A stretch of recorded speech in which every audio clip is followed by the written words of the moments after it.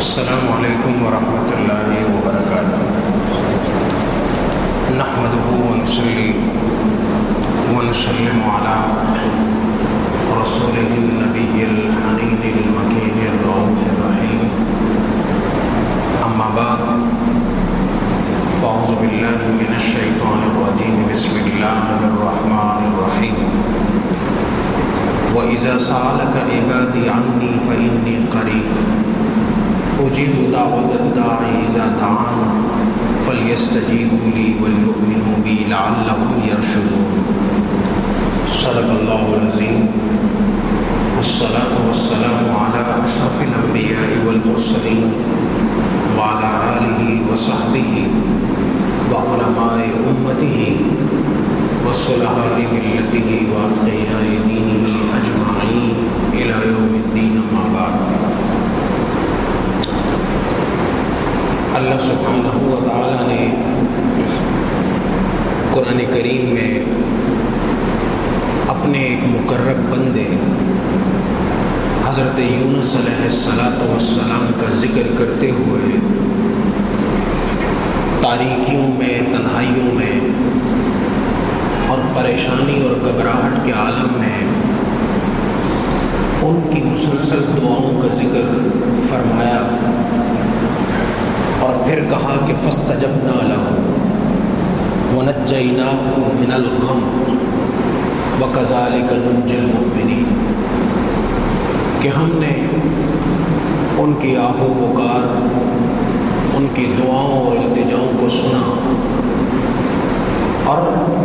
سننے کے بعد ہم نے ان کی دعا کو شرف قبولیت عطا کی۔ اور پھر اس کے بعد فرمایا کہ یہ سب کچھ ہو گیا، ایک پیغمبر کی دعا تھی، 40 دن تک وہ مچھلی کے پیٹ میں رہے، وہ مچھلی پانی کے اندر رہی، اور اس تاریکی، تنہائی، خوف کے عالم میں میرے بندے نے اخلاص کے ساتھ مجھے پکارا۔ اس کا نتیجہ یہ ہوا کہ ہم نے ان کی دعاؤں کو سنا، اور سننے کے بعد ان کو نجات دے دی، اور آخر میں یہ ارشاد فرمایا کہ وَكَذَلِكَ نُنْجِي الْمُؤْمِنِينَ، کہ ہم اسی طریقے سے قیامت تک آنے والے اہل ایمان کو دہشت، تاریکی، خوف اور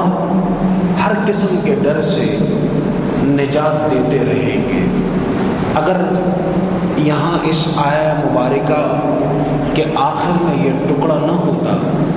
تو شاید مسلمان یہ خیال کرتے، یہ گمان کرتے کہ اس کا تعلق تو پیغمبر سے ہے، اور پیغمبر اللہ کے مقرب بندے ہوا کرتے ہیں، اللہ تعالیٰ ان کی دعاؤں کو سنتا ہے۔ اللہ نے اپنے مقرب پیغمبر حضرت یونس کی دعا کو سنا، اور سننے کے بعد ان کو اس تکلیف، مصیبت اور قید سے رہائی عطا فرمائی۔ اس لیے اگر ہم دعا بھی کریں،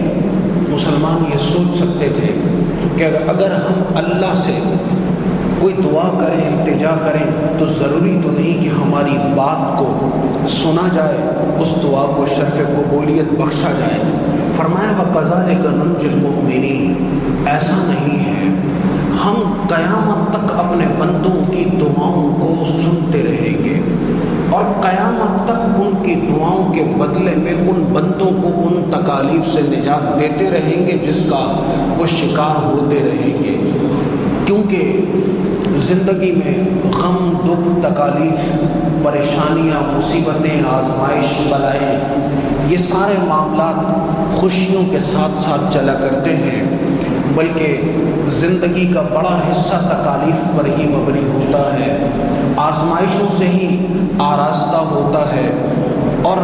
قدم قدم پر انسان کو رکاوٹوں اور صعوبتوں کا سامنا کرنا پڑتا ہے۔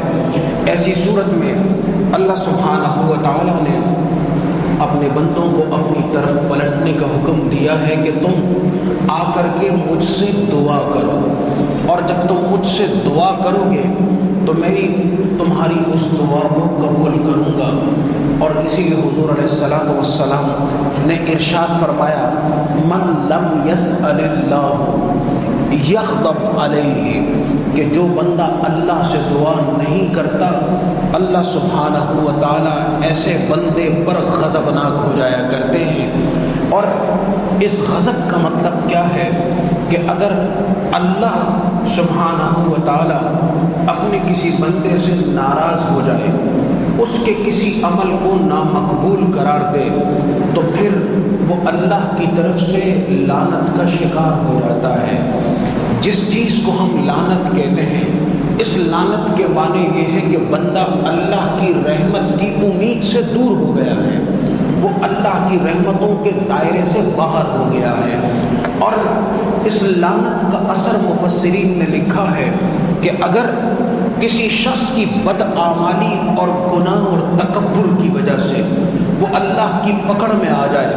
اور اللہ سبحانہ و تعالیٰ اس پر اپنے غضب اور لعنت کو بھیج دے، تو اس لعنت کا اثر اس کے آنے والی 7 نسلوں تک منتقل ہوتا رہتا ہے۔ جس طرح جب ہم خیر کا کوئی کام کرتے ہیں، نیکی کا کوئی عمل ہم میں سے کوئی شخص وہ بجا لاتا ہے، تو اللہ سبحانہ و تعالیٰ اس کے بعد اس شخص کی نیکی کے اثرات کو بھی 7 نسلوں تک منتقل فرماتا ہے۔ اس لیے جو بزرگ ہوتے ہیں ان کی اولادیں اگر بڑے اور ظاہری گناہ اور جرائم کا ارتکاب کریں تو بسا اوقات اللہ کی پکڑ میں آ جاتے ہیں، لیکن اگر ان کی بدعملی صرف یہیں تک محیط ہو کہ اس سے کسی دوسرے کو ایذا نہ پہنچے، کوئی دوسرا اس کا شکار نہ ہو، تو اللہ سبحانہ و تعالیٰ ان کے بزرگوں کی لاج رکھ کر کے ان کے لیے راہ ہدایت پر پلٹنا ان کے لیے آسان فرما دیتا ہے، دوبارہ ان کے لیے صراط مستقیم پر آنے کے لیے اسباب پیدا کر دیتا ہے اور ایسے ذرائع پیدا کر دیتا ہے کہ ماں باپ اور آباء و اجداد کے جس رستے کو وہ چھوڑ بیٹھے، اللہ کی جس راہ کو وہ بھلا بیٹھے، اللہ سبحانہ و تعالیٰ ان کو ان بزرگوں کے تصدق میں دوبارہ ان راہوں پر چلا دیا کرتا ہے۔ اسی لیے جب انسان اللہ سبحانہ و تعالیٰ کی اطاعت میں زندگی گزار دیتا ہے تو اس کی وہ برکتیں اس کی ذات تک محدود نہیں رہتی، بلکہ اس کا اثر خلق خدا کو بھی ملتا ہے اور اس کی اپنی اولاد کو بھی ملتا ہے۔ اس لیے ہم جب گناہ کریں تو اس بات کو دھیان میں رکھیں، ذہن میں رکھیں کہ اس گناہ کا نتائج اور نتیجہ بد اور برا صرف ہماری ذات تک محدود نہیں رہے گا، بلکہ اس کا اثر آگے کی نسلوں میں بھی منتقل ہوتا رہے گا، تو انسان خود بخود وہاں روک لگا دیتا ہے۔ اور جب نیکی کرنا چاہیں لیکن دل نیکی کرنے پر آمادہ نہ ہو تو اپنے دل کو اس بات پر آمادہ کر لیا جائے کہ میں آنے والے اپنی نسلوں کے لیے خیر کی انویسٹمنٹ کر رہا ہوں اور میں ان کے لیے خیر کو بیج کی شکل میں بو رہا ہوں، جس کے ثمرات اور پھل وہ اپنے اپنے وقتوں میں کھاتے رہیں گے، ان کو اللہ کی طرف سے اس کا نتیجہ خیر ملتا رہے گا۔ تو رب تعالیٰ فرماتا ہے کہ ادعونی استجب لکم، تم مجھے پکارو، میں تمہاری اس پکار کو سنتا ہوں، تمہاری ندا اور آرزو کو سنتا ہوں۔ آج جب ہمارے سامنے کوئی مسئلہ آ جائے، ہم کسی مصیبت کا شکار ہو جائیں یا تکلیف کی زد میں آ جائیں، تو لوگوں کا عمومی رویہ یہ بن گیا ہے کہ وہ اپنے دوستوں سے بھی اس کا ذکر کرتے ہیں، رشتہ داروں سے بھی اس کا تذکرہ ہوتا ہے، دائیں بائیں کے لوگوں کے ساتھ بھی اس معاملے کو شیئر کیا جاتا ہے، لیکن جو کام کرنے کا ہوتا ہے اس کو نہیں کرتے۔ اور کرنے کا کام یہ ہے کہ دکھ اور تکلیف کے آنے کے بعد قبل اس کے کہ آپ کسی کے ساتھ بھی مشورہ کریں، اپنی درخواست کو، اپنی عرضداشت کو، اپنی اپلیکیشن کو اللہ کے کورٹ میں ڈال دیا کریں۔ سب سے پہلا کام اگر بندہ یہ کر لے کہ وہ اپنی درخواست کو رب تعالیٰ کی بارگاہ میں بھیج دے تو اسے اطمینان ہو جاتا ہے کہ اب میں جن راہوں کو اختیار کر کے کسی مصیبت سے نجات حاصل کرنے کی کوشش کروں گا، اللہ سبحانہ و تعالیٰ اپنے فضل و کرم سے اور اپنی عطا اور بخشش سے مجھ پر یہ کرم نوازی فرما دے گا کہ میری اس مشکل سے نجات دینے کے لیے راہوں کو آسان فرما دے گا۔ لوگ اللہ کی طرف پلٹتے کیوں نہیں ہیں؟ اللہ کی طرف نہ پلٹنے کا بڑا سبب یہ ہے کہ وہ اللہ کی عظمت سے ہی شناسا نہیں ہے۔ لوگوں کی اکثریت کی بات ہو رہی ہے، اور عظمت سے شناسائی کیوں نہیں ہے؟ ہم صرف قرآن کریم کو اللہ کی کتاب سمجھتے ہیں۔ یہ اللہ کی کتاب ضرور ہے، لیکن یہ دراصل اللہ کے اپنے تعارف کی کتاب ہے، اور اللہ اپنا تعارف بندوں سے کروانا چاہتا ہے،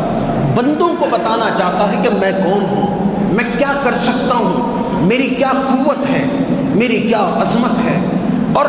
تم کن معاملات کے اندر مجھ سے مانگو تو میں تمہاری اس مانگ کے نتیجے میں تمہیں محروم نہیں بلکہ عطا کرنے والا ہوں۔ ہم قرآن کریم کو رب تعالیٰ کے تعارف نامے کے بجائے اور تعارف کی کتاب سمجھنے کے بجائے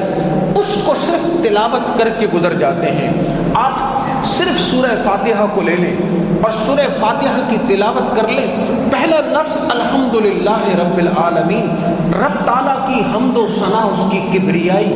تعریف پر مشتمل ہے۔ اللہ سبحانہ و تعالیٰ بندوں کو یہ بتلا رہا ہے کہ تمہارے چاروں طرف جتنے مناظر کا حسن ہے، جتنے رنگ ہیں، جتنے جمال کے کرشمے ہیں اور جتنی حسن کی جلوہ کریاں ہیں، وہ سب میری صرف ایک صفت کی ریفلیکشن ہے، اس کا عکس ہے۔ آپ آگے بڑھ جائیں، اللہ سبحانہ و تعالیٰ فرماتا ہے الرحمن الرحیم، میری صفت عام بھی ہے، خاص بھی ہے۔ آپ اور آگے بڑھ جائیں، فرماتا ہے مالک یوم الدین، کہ میں مالک ہوں اس دن کا جس دن ہر بندے کو بدلہ ملنے والا ہے۔ آپ قرآن پاک کو پڑھتے چلے جائیں، از اول تا آخر، جب آپ آخری صورت پر پہنچتے ہیں تو اللہ کی بادشاہی کا تصور اللہ سبحانہ و تعالیٰ بندوں کے دلوں میں نقش کروا رہا ہے اور بتلا رہا ہے کہ دنیا میں آپ کا کوئی بھی مقام ہو، آپ کا کوئی بھی منصب اور عہدہ ہو، آپ کے پاس جو کچھ بھی ہو، آپ زندگی کے ہر موڑ اور ہر گام اور قدم پر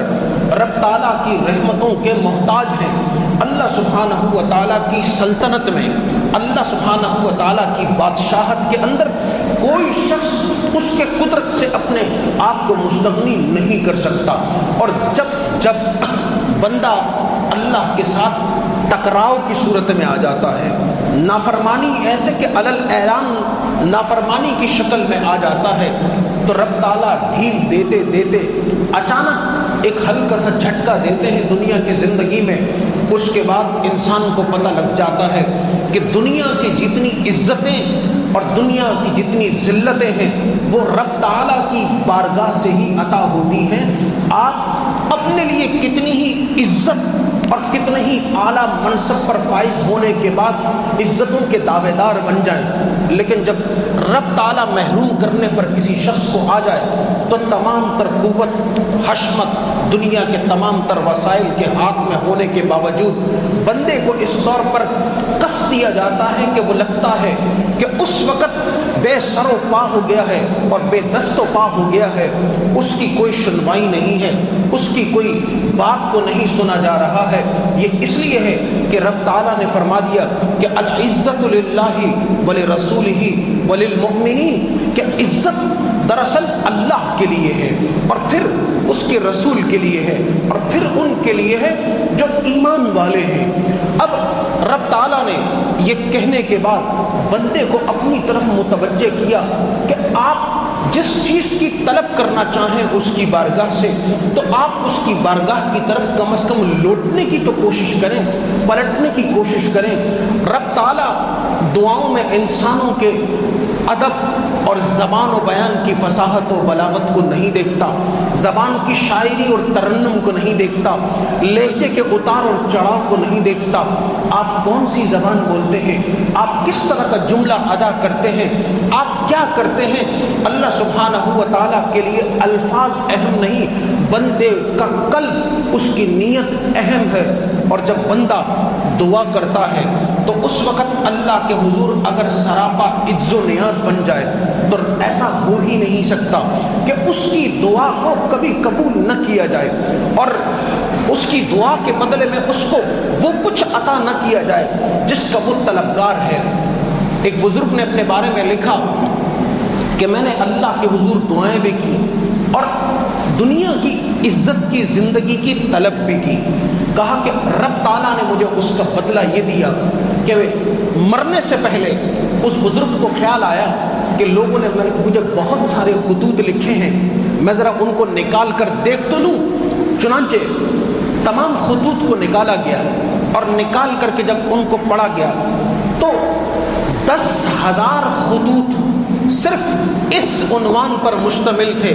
کہ ہم نے آپ کی طرف سے حج اور عمرے عطا کیے۔ 10,000 خطوط۔ رب تعالیٰ جب زندگی میں کسی کو عزت دینا چاہے اور زندگی میں نوازنا چاہے اور واقعتاً اس نے اس کے لیے اللہ کے حضور میں التجا اور درخواست بھی دائر کر رکھی ہو تو پھر رب تعالیٰ محروم نہیں کرتا، اس بندے کو اس کی التجا کے مطابق عطا کرتا ہے۔ ہمارا رب تعالیٰ کی عظمت کا تصور ہی خراب ہے۔ ہم رزق کے لیے بھی مارے پھرتے ہیں، چاپلوسیاں کرتے ہیں، جھوٹ بولتے ہیں، مکاریاں کرتے ہیں، فریب کرتے ہیں، دغا بازیاں کرتے ہیں، دھوکہ دہی پر مبنی زندگی گزارتے ہیں، ہر معاملے میں 2 نمبری کی کوشش کرتے ہیں تاکہ ہمیں کسی طریقے سے رزق مل جائے۔ امام ابن قیم نے ایک جگہ لکھا، کہا کہ رزق کا معاملہ واقعتاً اللہ کے ہاتھ میں ہے۔ کہا زندگی میں مجھے ایک بار یہ موقع ملا کہ میں نے دیکھا کہ ایک سانپ ہے جو اندھا ہے، وہ سانپ دیکھ نہیں سکتا اور اس کی حرکت بتاتی تھی کہ اس کو پتہ نہیں چلتا کہ کون اور کیا چیز اس کے دائیں بائیں ہیں۔ تو کہا کہ قدرتی طور پر میرے ذہن میں ایک بات آئی کہ جب یہ سانپ اندھا ہے، اس کے دائیں بائیں اس رزق کے حوالے سے کفالت والا کوئی شخص ہی موجود نہیں، اس کے رزق کا کیا ہوتا ہوگا۔ کہا میں نے تھوڑی دیر میں دیکھا ایک چڑیا ہے اڑتی ہوئی آئی اور اس کے منہ میں کوئی ایک بڑا چیونٹا تھا، ایک بڑا چیونٹا لا کر کے اس سانپ کے منہ میں ڈال دیا اور اس کے بعد اڑ کر کے چلی گئی۔ انسان اگر اللہ سبحانہ و تعالیٰ کی عظمت اور اس کی قدرت پر ایمان لے آئے تو پھر رب تعالیٰ فرماتا ہے کہ جو اللہ سے ڈرنے والے ہیں اللہ سبحانہ و تعالیٰ رزق ان کو وہاں سے فراہم کر دیتا ہے جہاں سے کسی انسان کا کوئی گمان بھی نہیں گزرتا۔ اور یہ اس وقت ہوتا ہے جب اللہ کے ساتھ وہ تعلق مضبوط ہو، اور اللہ کے ساتھ تعلق کی مضبوطی اس بات سے مشروط ہے کہ ہم اللہ کی معرفت کو حاصل کریں۔ ہم نے کبھی اللہ سبحانہ و تعالیٰ کے اسماء حسنہ کی تلاوت کی؟ ہم ایک ایک صفت کو تو پڑھیں۔ دنیا میں اگر کوئی شخص یہ کہے کہ جناب میں آرکیٹیکٹ ہوں یا میں انجینئر ہوں یا میں ڈاکٹر ہوں یا میں FRCS ہوں تو یقیناً انسان سمجھتا ہے بہت بڑا آدمی ہے، اپنے فن کا کمال اس کے پاس ہے، اپنے فن کا استاذ الاساتذہ وہ یہی شخص ہے، وہ ماسٹر ہے، وہ یہ ہے اور وہ ہے۔ رب تعالیٰ نے بندوں کے سامنے اپنے ان اوصاف کو گنوایا اسی لیے ہے کہ بندہ اللہ کی عظمت کا ادراک کر سکے۔ ایک بندہ کیا ہو سکتا ہے؟ کسی ایک فن میں طاق ہو سکتا ہے اور اس طاق ہونے کے ساتھ ساتھ اس کا علم بھی محدود، اس کی عقل بھی محدود، اس کا تجربہ بھی محدود، بلکہ اس کی عمر بھی محدود، اور وہ جو کچھ کرنا چاہتا ہے کوئی بہت بڑا منصوبہ بنا دے تو اس کو عموماً زندگی میں مکمل نہیں کر پاتا، اس کی محدودیتیں اس کے آڑے آ جاتی ہیں۔ لیکن اللہ سبحانہ و تعالیٰ بندوں کی محدودیتوں کے اس تصور اور دائرے سے ماورا ہے۔ وہ اس لیے بندوں سے کہتا ہے کہ تم مجھے پکارو اور میں تمہاری پکار پر، تمہاری ندا پر تمہاری درخواست پر تمہیں بدلہ بھی دوں گا، جواب بھی دوں گا۔ اب بہت سارے لوگ دعا بھی کرتے ہیں، لیکن انہیں محسوس ہوتا ہے کہ شاید ان کی دعاؤں کے بدلے میں چیز کو نہیں دیا جا رہا، ان کی مانگی ہوئی چیزیں نہیں مل رہی ہیں۔ آپ گھر کی سطح پر کبھی جائزہ لیں، ایک بچہ اگر ماں باپ سے کسی ایسی چیز کی ڈیمانڈ کر لے کہ ماں باپ دے سکتے ہیں لیکن عمر کے اس حصے میں اس کو دینا روا نہیں ہے، تو ماں باپ بھی اس بچے کو ٹال دیا کرتے ہیں کہ بیٹا آپ کو دے دیں گے، لیکن کچھ عرصے کے بعد بچہ روئے بھی، بار بار آپ کے سامنے کھڑے ہو کر کے چیخ و پکار بھی کرے، تب بھی ماں باپ کو پتا ہے کہ عمر کے اس حصے میں اس چیز کا بچے کو دے دینا بچے کو تباہ کرنے کے مترادف، اس کی زندگی سے کھیلنے کے مترادف، اور اسی لیے اس چیز کو اس وقت پر دیا جاتا ہے جب وہ بچہ اس چیز کو اٹھانے کے، سنبھالنے کے، نبھانے کے قابل بن جاتا ہے۔ اللہ سبحانہ و تعالیٰ سے بندے مانگتے ہیں اور ان کی چاہت اور ان کا مانگنا اپنی ضروریات کے اعتبار سے ہوتا ہے، لیکن رب تعالیٰ اس بات کو بہتر سمجھتا ہے کہ وہ کس بندے کو کب کیا دے اور کیا دے۔ لوگ اللہ کی طرف توجہ نہیں کرتے اور اس کا نتیجہ یہ نکلتا ہے کہ معمولی کسی کے گھر میں کیلیں آ گئی، کسی کے گھر میں کوئی کالے کپڑے نکل آئے، کسی کے گھر میں کوئی عجیب سی چیز نکل آئی، اس کے بعد ان کا خوف دیدنی ہوتا ہے۔ آپ ان کو لرزہ بر اندام دیکھتے ہیں کہ کسی نے ہمارے ساتھ یہ اور کسی نے وہ کر دیا۔ یہ اس لیے ہے کہ جو اللہ سے ڈرنا چھوڑ دے اس کے دل میں دنیا کی ہر چیز کا خوف اللہ پیدا کر دیتا ہے۔ جو رب تعالیٰ سے ڈرنا شروع کر دے، ڈرنے کا مطلب اللہ کی ہیبت کو، اس کی عظمت کو، اس کی قدرت اور رفت کو، اس کے علم کو اپنے قلب پر مرتسم کر دے، تو وہ بندہ ہر معاملے میں کسی اور طرف بعد میں رخ کرتا ہے، پہلے وہ اللہ کی طرف مڑ جاتا ہے۔ اور یہ مومن کا کمال ہے، اس کی شان ہے، اور اس کے ایمان کی عظمت یہ ہے کہ اس کا زندگی کے ہر معاملے میں اپنے رب کریم کے ساتھ کتنا پختہ اور مضبوط تعلق ہے۔ اگر وہ تعلق کمزور ہے تو پھر زندگی کی ہر چیز انسان کو ڈراتی بھی ہے، خوف زدہ بھی کرتی ہے۔ ہر وقت انسان کو لگتا ہے کہ کوئی میرے پیچھے پڑا ہوا ہے، کوئی مجھ اور میرے خلاف سازشوں میں مصروف ہے۔ لیکن جب اللہ کے ساتھ ایک بندہ دعا کے ذریعے سے تعلق کو جوڑ لیتا ہے تو پھر یہ ساری کی ساری رکاوٹیں خود بخود اللہ تعالیٰ اپنے فضل و کرم سے دور کر دیتا ہے۔ دنیا کے اندر کوئی بھی شخص جو انسان کو کچھ دے سکتا ہے یہ اللہ کے فضل سے ہی دے سکتا ہے، اللہ کی عطا سے ہی دے سکتا ہے، اور رب تعالیٰ کی کرم نوازی ہوتی ہے اور وہ بندے کو چاہتا ہے کہ نواز دے، اس کے لیے کسی چینل کو کھڑا کر دیا جاتا ہے، کسی شخص کو کھڑا کر دیا جاتا ہے، اس کے لیے کوئی پلان بنا دیا جاتا ہے جس سے اس کو سپورٹ ملتی ہے۔ ہم دعا کرتے ہیں لیکن وہ دعا بظاہر لگتا ہے کہ قبول نہیں ہے۔ ہمارے بزرگ جب بھی دعا کرتے تھے یہ وہ لوگ ہوتے تھے جن کی زبانیں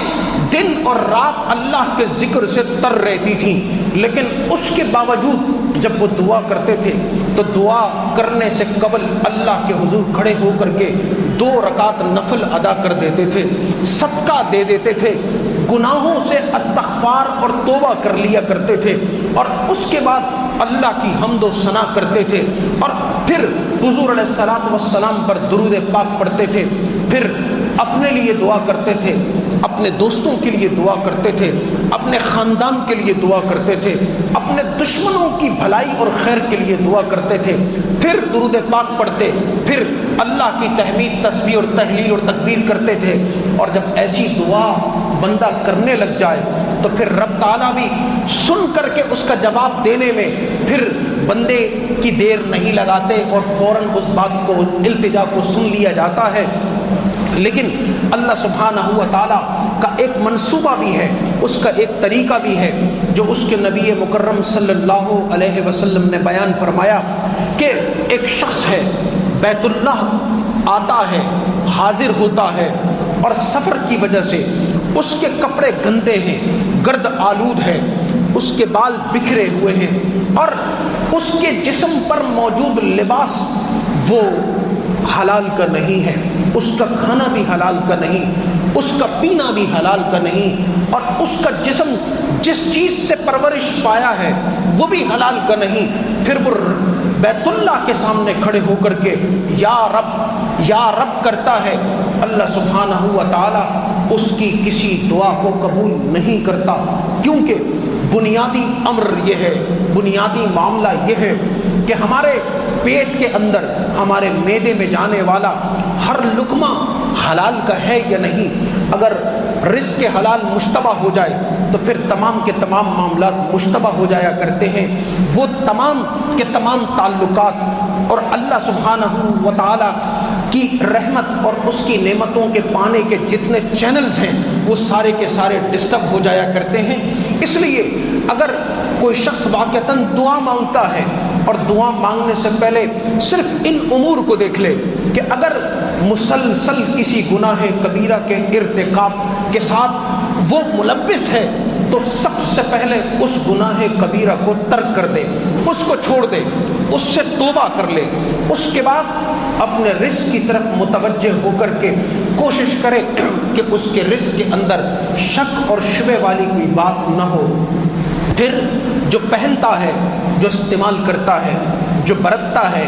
جہاں بیٹھتا ہے، جہاں اس کی زندگی گزرتی ہے، اس کے اطراف اور جوانب کو دیکھ لے کہ اس کے اندر کوئی ایسی بات تو نہیں کہ جس کی وجہ سے اللہ سبحانہ و تعالی اس کی اخلاص کے ساتھ کی گئی دعاؤں کو بھی رد فرما دے۔ اور پھر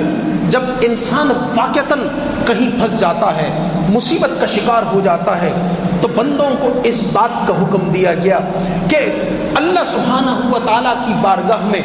اپنے نیک اعمال کا، نیک افراد کا وہ وسیلہ لے کر کے آئے، وابتغوا الیہ الوسیلہ، اس کا وسیلہ پیش کرے۔ اور وہ وسیلہ کیا ہے؟ آپ نے کوئی نیک کام کیا ہے، دعا قبول نہیں ہو رہی، آپ اللہ کے حضور اس دعا کو اس حوالے سے پیش کریں کہ آپ اس نیک کام کا ذکر کریں، اور یہ سارا ذکر تنہائی میں ہے، لوگوں کے سامنے نہیں، اس لیے اس میں دکھلاوے کی کوئی بات نہیں۔ یہاں یہ بات یاد رکھیں کہ مسلمان ہمیشہ سے جب بھی جماعت کے ساتھ اور جب مل کر کے دعا مانگتے ہیں یہ دعا بآواز بلند ہوتی ہے، لیکن جب مسلمان تنہائی میں بیٹھا ہو، اپنے گھر میں ہو یا مسجد میں ہو یا کسی بھی جگہ پر ہو، تنہائی میں ہو، تو اس کی یہ دعا خاموشی کے ساتھ ہوتی ہے، اس میں تضرع ہوتا ہے، اللہ کے سامنے خشیت ہوتی ہے، اور وہ سراپا دعا بن جاتا ہے۔ دعا اس وقت قبول ہوتی ہے جب بندہ سراپا دعا بنا ہو۔ اگر اس کی زبان اس کا دل کے برابر اور ساتھ نہ دے اور اس کا دل اس کی زبان کا ساتھ نہ دے تو یہ الفاظ ضرور ہیں، یہ صرف زبانی کلامی ایک درخواست ہے، لیکن یہ دعا نہیں ہے۔ دعا اس بات کا نام ہے کہ آپ جو کچھ زبان سے مانگ رہے ہیں آپ کا دل بھی وہ مانگ رہا ہے، آپ کی روح بھی وہ مانگ رہی ہے، آپ کا نفس بھی وہ مانگ رہا ہے، آپ کا جسم بھی اس طلب میں اللہ کے حضور جھکا ہوا ہے، اس پر خشیت طاری ہے۔ میں عرض یہ کر رہا تھا کہ جب دعا کی جائے تو اس وقت یا تو اپنے نیک اعمال ایسے ہوں جس کو پیش کریں۔ حضور ختم مرتبیت صلی اللہ علیہ وسلم نے، بخاری شریف میں حدیث ہے، آپ نے اس غار کے اندر موجود 3 نوجوانوں کا ذکر فرمایا جو اوپر سے ایک بڑی چٹان کے لڑکنے کی وجہ سے، غار کا منہ بند ہونے کی وجہ سے اندر پھنس گئے تھے۔ ان تینوں نے اپنی اپنی نیکیوں کا ذکر کیا۔ ایک نے اپنے والدین کی خدمت کی نیکی کا ذکر کیا، دوسرے نے ایک شخص کی چھوڑی ہوئی اجرت کو صرف کر کے اس کے نتیجے میں کثرت سے گائے بیلے اور بھیڑوں کی کثرت اور پھر اس کو واپس لوٹانے کا ذکر کیا، تیسرے نے گناہ کبیرہ کے ارتکاب سے اللہ کی خشیت کی وجہ سے باز آنے کا ذکر کیا، اور ان چیزوں کو اللہ کی بارگاہ میں وسیلے کے طور پر پیش کیا۔ اللہ سبحانہ و تعالیٰ نے ان اعمال حسنہ کے صدقے میں ان کو اس چٹان کے اندر کی اور غار کے اندر کی تاریکی سے نجات عطا فرما دی۔ اس لیے نیکی انسان کرتا بھی رہے اور کبھی مشکل پڑ جائے اللہ کے حضور اس کے ذریعے استغاثہ بھی کرے، نیک بندوں کا استغاثہ کرے۔ اور حضور علیہ الصلوۃ والسلام نے ارشاد فرمایا انا قاسم واللہ یؤتی، کہ اللہ سبحانہ و تعالی عطا فرماتا ہے اور میں اس کا تقسیم کرنے والا ہوں، میں اس کو دینے والا ہوں۔ حضور علیہ الصلوۃ والسلام کے تصدق میں جب دعا کی جاتی ہے تو اللہ سبحانہ و تعالیٰ اس کو بھی رد نہیں فرماتا۔ اس لیے دعاؤں سے پہلے ہمیشہ اللہ کی تسبیح اور تحلیل، اس کے بعد حضور صلی اللہ علیہ وسلم پر درود و سلام، اور پھر دعا کی جاتی ہے، اور آخر میں اس عمل کو پھر لوٹایا جاتا ہے۔ آج ہم پریشانی کے جس ماحول سے گزر رہے ہیں، لوگ گھروں میں اولادوں کی وجہ سے پریشان ہیں، بے روزگاری کی وجہ سے پریشان ہیں، بیماریوں کی وجہ سے پریشان ہیں، مصیبتیں ہیں، کاروباری رکاوٹیں ہیں، لوگ کسی نہ کسی مصیبت کا شکار رہتے ہیں، ذہنی اور نفسیاتی الجھنیں ہیں۔ 21ویں صدی کی تہذیب نے جہاں نئی ٹیکنالوجی پیدا کی ہے، اس ٹیکنالوجی نے انسان کو ایک عذاب سے بھی دوچار کر دیا ہے، تکلیفات کا بھی شکار کر دیا ہے۔ ایسی صورت میں کہ ایک مسلمان ہو اور وہ تکالیف سے اپنے آپ کو ایک طرف بری کر دے، اس کا سب سے بڑا ذریعہ یہ ہے کہ اللہ کے ساتھ لو لگا لی جائے، اللہ کے ساتھ تعلق کو مضبوط کیا جائے، کثرت کے ساتھ دعا کی جائے، اور اس دعا کے ذریعے سے حضور علیہ الصلوۃ والسلام نے فرمایا الدعاء عماد الدین، اور دوسری جگہ ارشاد فرمایا الدعاء سلاح المؤمن، یہ دعا یہ دین کا ستون ہے۔ نماز کے لیے بھی کہا اور اس کے لیے بھی کہا، اور پھر فرمایا یہ مومن کا ہتھیار ہے۔ اللہ سبحانہ و تعالی ہمیں ظاہر میں بھی، باطن میں بھی، مسجد میں بھی، گھر میں بھی، ہر محفل میں اللہ کی طرف رجوع کرنے اور اس سے مانگنے کی صحیح طور اور طریقے سے توفیق عطا فرمائے۔ آمین۔ وما علینا الا البلاغ المبین۔